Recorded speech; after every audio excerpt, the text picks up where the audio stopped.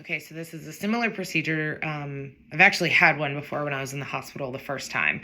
Point is, they will put me under anesthesia to start, go in through the femoral artery and snake something all the way up into my heart. Instead of checking the plumbing, which is what they've done before in a cardiac cath procedure, they're going to check the electrical system to determine, is there another pathway that is showing up?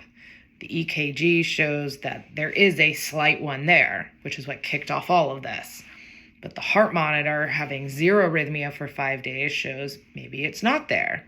Apparently, this whole sometimes it shows up, sometimes it doesn't, is very common for WPW, which could also explain why my EKGs have been totally normal for 11 years, and then now all of a sudden it has shown up again. But if I don't do this study, I have a very low risk of sudden death, which is kind of the biggest concern with WPW, because I'm not experiencing racing heart. I haven't had any issues with that in the past 12 years. And I wore a heart monitor for 5 days and there was nothing abnormal. That being said, a low risk is not no risk. And I don't want to be any more attuned to my heart and think about it and how it's performing than I already am.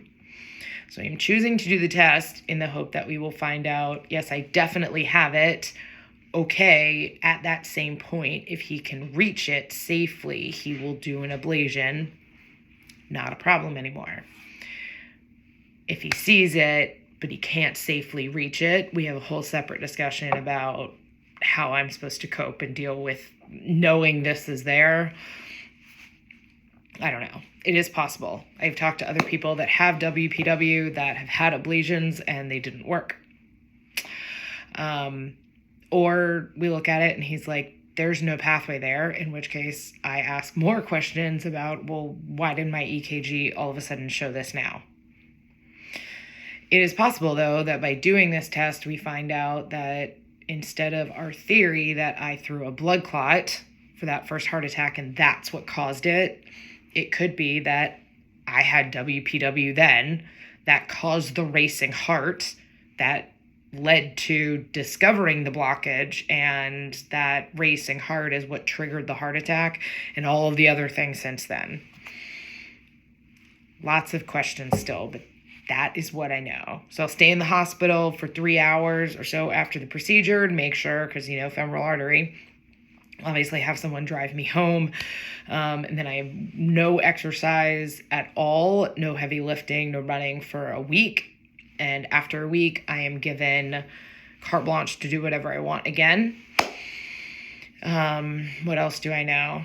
I know there's a 3% risk. Not surprised. Anesthesia is involved. Sticking something into your heart is involved. Very low risk, but nonetheless, it's a risk.